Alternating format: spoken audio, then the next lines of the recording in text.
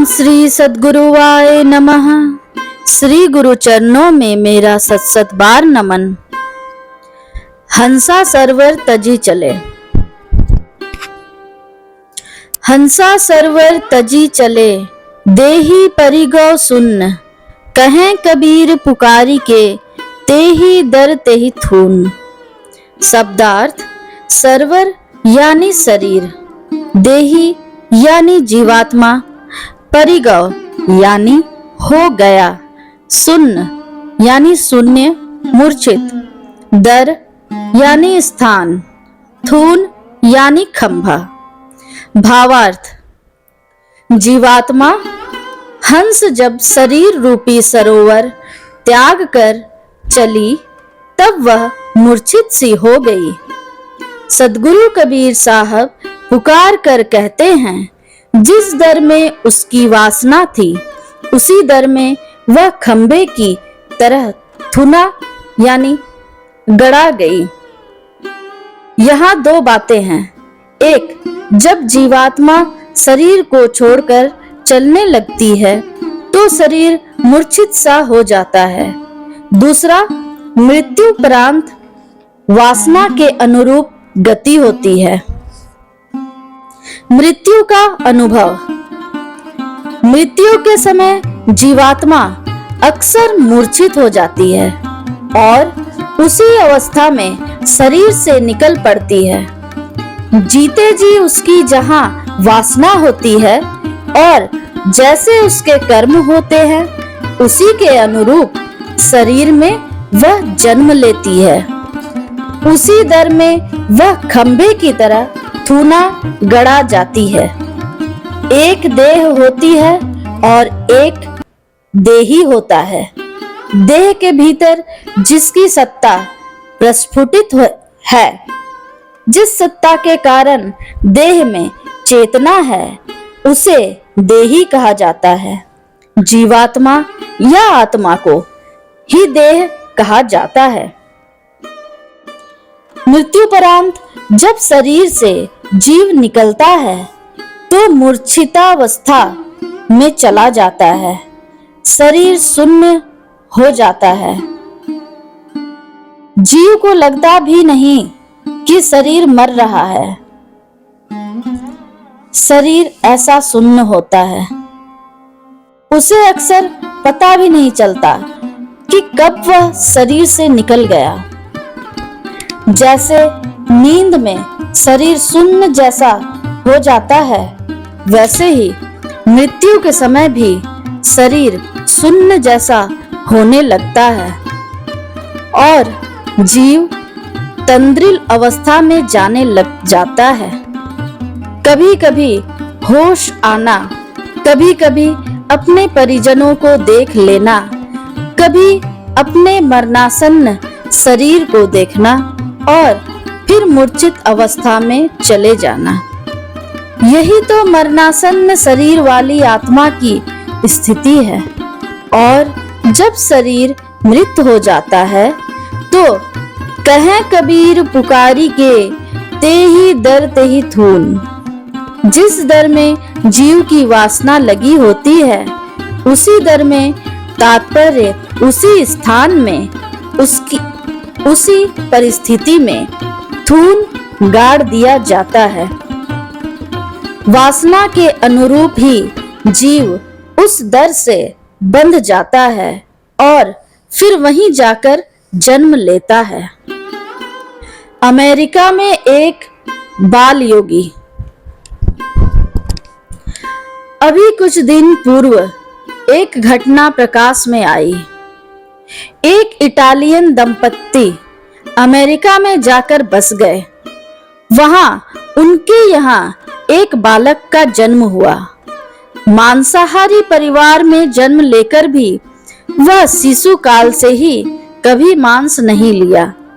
बच्चा जब 5 साल का हुआ तो धारा प्रवाह संस्कृत बोलने लगा। उसके माता पिता बहुत चकित हुए। वैज्ञानिक थे उनके पिता, डॉक्टर ह्यूम वान एरिच नाम था उनका। बच्चे का पिता भी इटालियन, बच्चे की माँ भी इटालियन, उनके पुरखे दर पुरखे इटालियन, बच्चे की माँ भी इटालियन, उनके पुरखे दर पुरखे भी इटालियन चले आ रहे थे और बच्चे का धारा प्रवाह संस्कृत में वाचन सभी चकित। आखिर यह कौन सी भाषा है? आसपास यह बात फैलने लगी। बहुत से लोग, वैज्ञानिक के दोस्त, साथी सभी आकर बच्चे के बारे में रंग बिरंगे प्रश्न पूछने लगे। लोगों ने सोचा, क्यों ना इसकी बोली को रिकॉर्ड कर लिया जाए और इसका अनुवाद कराया जाए कि आखिर यह बोलता क्या है। बच्चे की आवाज को जब रिकॉर्ड किया गया और भाषा विशारद को सुनाया गया तो वे भौचक रह गए। उन्होंने कहा, सुदूर भारत की एक भाषा संस्कृत का यह परिष्कृत रूप है। बच्चा एक ही बात कहता था कि वह भारत का योगी है। कांगड़ा भारत में तिब्बत के पास किसी स्थान पर उसकी कुटिया है। वह कहता, मैं ध्यान मग्न अपने मोक्ष और कल्याण साधन में डूबा रहता था। एक बार मेरी कुटिया में 2 अमेरिकी आए। उन लोगों के द्वारा भारत की तुलना में अमेरिका की प्रशंसा सुनकर और उनके हाव भाव को देखकर मेरे मन में हुआ कि काश एक बार अमेरिका घूम आता, देख आता कि वहां क्या क्या है। इस तरह अमेरिका देखने की वासना प्रगाढ़त होती गई। वहां मैं मृत्यु को प्राप्त हो गया और अमेरिका देखने हेतु यहाँ जन्म लिया। मुझे शीघ्र अमेरिका भ्रमण करा दिया जाए। यहाँ देखने योग्य जो बड़ी बड़ी चीजें हैं, जो बड़े बड़े शहर हैं, जो भी यहाँ के दर्शनीय स्थल हैं, उसे हमें दिखला दो। उसके माँ बाप अन्य बातें पूछते, लेकिन वह कुछ भी नहीं सुनता। माता पिता ने सोचा, क्यों नहीं इस बच्चे का वैज्ञानिक शोध करवाया जाए। अतः परलोक के मर्मज्ञ विद्वानों के पास बच्चे को ले जाया गया। बच्चे ने उन विद्वानों से पूछा, आखिर आपका जन्म लेने का प्रयोजन क्या है? आप अमेरिका में ही जन्म लिए क्यों?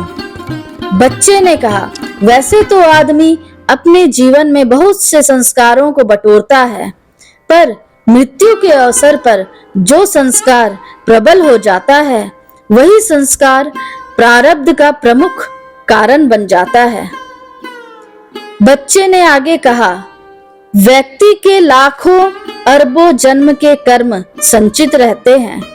मृत्यु के समय में जैसी वासना रहती है, उसी से मेल खाता हुआ संचित कर्म के ढेर में कुछ कर्मों को छांटकर एक जीवन के योग्य कर्म की श्रृंखला बना दी जाती है और उसी के अनुरूप जन्म होता है। क्योंकि मृत्यु के समय में मुझे अमेरिका देखने की वासना लगी हुई थी, इसलिए उसी के अनुरूप हमारे संस्कार बने। उसी के अनुरूप मैं आपके यहाँ जन्म लिया और मैं अमेरिका देखूंगा और फिर लौट जाऊंगा भारत को। विद्वानों वैज्ञानिकों ने पूछा, महाराज, आपके जीवन का लक्ष्य क्या है? बालक ने कहा, मेरे जीवन का लक्ष्य मोक्ष है। वैज्ञानिकों ने पूछा, आपके जीवन का लक्ष्य मोक्ष है।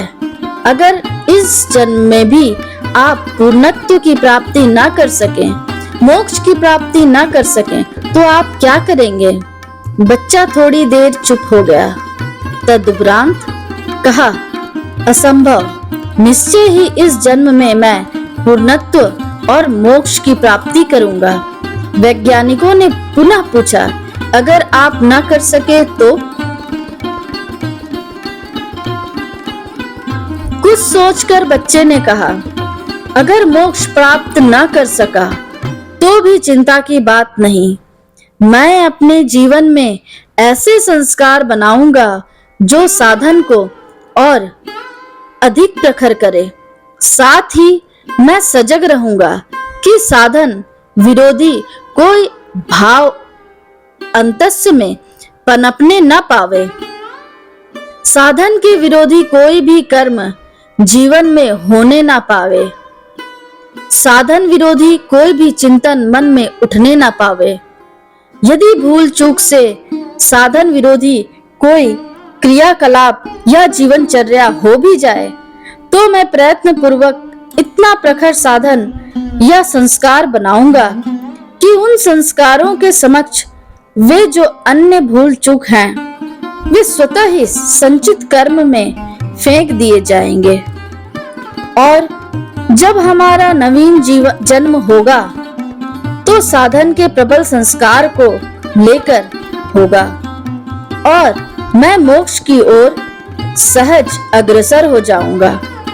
उस बालक ने यह भी कहा, जैसे व्यक्ति के अन्य संस्कार संचित कर्म में फेंक दिए जाते हैं, वैसे साधन के संस्कारों को संचित कर्म के ढेर में नहीं फेंका जाता। साधन का संस्कार क्योंकि मोक्ष की ओर जीवों को अग्रसर करने वाला है और व्यक्ति का लक्ष्य मोक्ष है, इसलिए अगर एक बार भी व्यक्ति में साधन का संस्कार बन जाए तो वह जब पुनर्जन्म होगा, चाहे किसी भी प्रारब्ध का या वासना को लेकर वह जन्म लेगा, लेकिन साधन का संस्कार जहां तक वह बना चुका है उतना कर्म उसका वहां भी तय हो चुका रहेगा। अब वह अगली सीढ़ी की ओर कदम बढ़ाएगा। मान लिया जाए अध्यात्म की 7 सीढ़ियां हैं और इस जन्म में कोई 5 सीढ़ी तय कर लेता है, तो जब वह अगला जन्म लेगा तो अपने आप को 6ठी सीढ़ी में पाएगा। उसे पहली दूसरी सीढ़ी को पुनः लांघना नहीं होगा।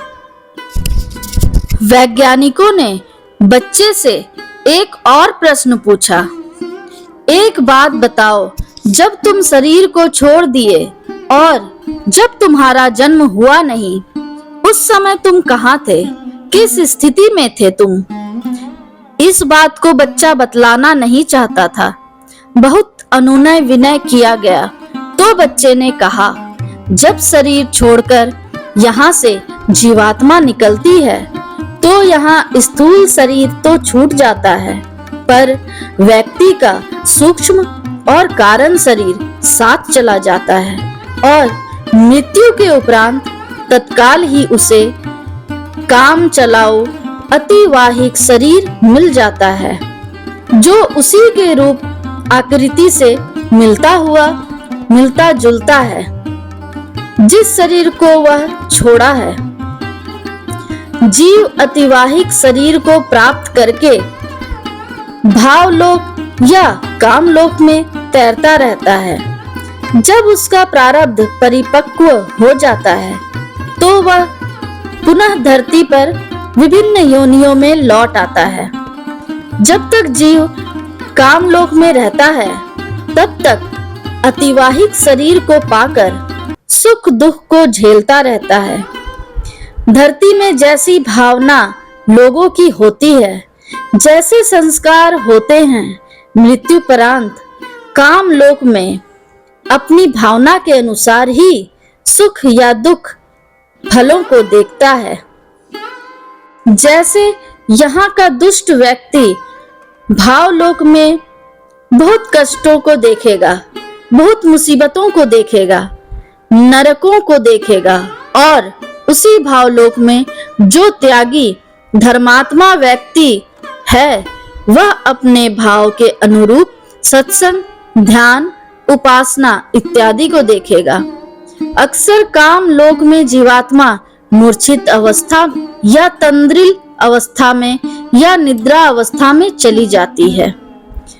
ए हंसा, जब तुम मृत्यु को प्राप्त हो जाओगे, जब तुम शरीर को छोड़कर जाओगे, तब तुम मूर्छित हो जाओगे।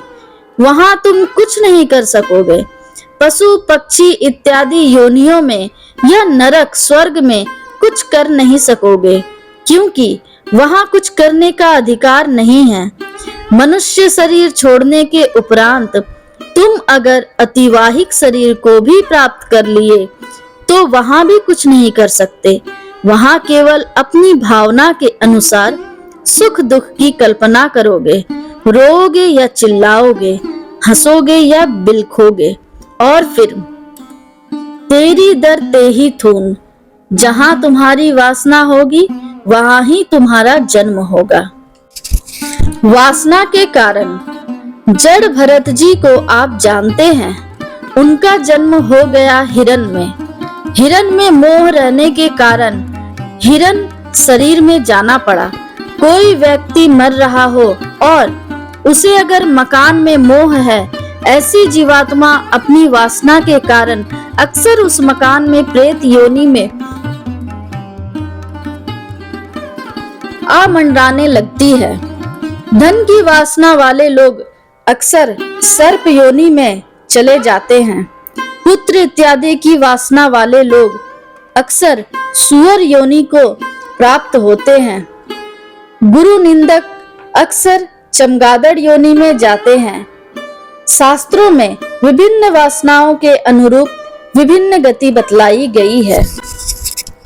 जैसे संत की वासना थी अमेरिका देखने की, तो वे अमेरिका में जन्म लिए। जब उन्होंने अपनी सभी बातों को कह दिया तो वे पुनः हट किए कि उन्हें अमेरिका दिखला दिया जाए। उन्हें अमेरिका दिखला दिया गया। जब उन्होंने पूरा अमेरिका देख लिया तो उन्हें लगा बेकार माथापच्ची किया, कुछ भी नहीं है अमेरिका में, बेकार जन्म बर्बाद हो गया। तदुपरांत वे हट करने लगे, हमें भारत पहुंचा दिया जाए। 5 साल का बच्चा, उसके पिता अमेरिका में शोधरत थे। माँ ने कहा, ठीक है, मैं कुछ दिनों के लिए बच्चे को लेकर भारत जा रही हूँ। 6 महीने के में आप पुनः आ जाएं। लेकिन उसका मौका नहीं लगने दिया बच्चे ने। एक दिन बच्चा सुबह सुबह उठा, स्नान आदि किया, जमीन पर आसन बिछाया, आराम से आलती पालती लगाया और ध्यान मग्न होकर अलख निरंजन करते हुए शरीर को छोड़ दिया और फिर भारत भूमि में जन्म लेने के लिए चल पड़ा भारत की ओर। तेरी दर तेरी तेही थून, जहाँ जिसकी वासना रहेगी उसे वहां ही लौटना पड़ता है। इसलिए सदगुरु कबीर साहब कहते हैं, तुम असत्य की वासना में मत करो। क्या मिलेगा तुम्हें असत्य की वासना से? कुछ भी फायदा नहीं है। मृत्यु के समय यदि अपनी पत्नी पुत्रों में वासना रखोगे और मृत्युपरांत तुम प्रेमवश देखने के लिए आओगे तो तुम्हारी पत्नी या बच्चे डरकर मौलवी से लोबान मांगेंगे और धुआं दिखाएंगे कि उन्हें जल्दी खदेड़ो घर से। व्यर्थ ही तुम्हारी दुर्दशा हो जाएगी। अतएव असत्य में मोह ना करो, अपने आत्म कल्याण पर ध्यान दो। संसार असत्य है, असत्य संसार के लिए पाप न कमाओ। होश कर मानव, होश कर। शुभम भवतु, मंगलम भवतु।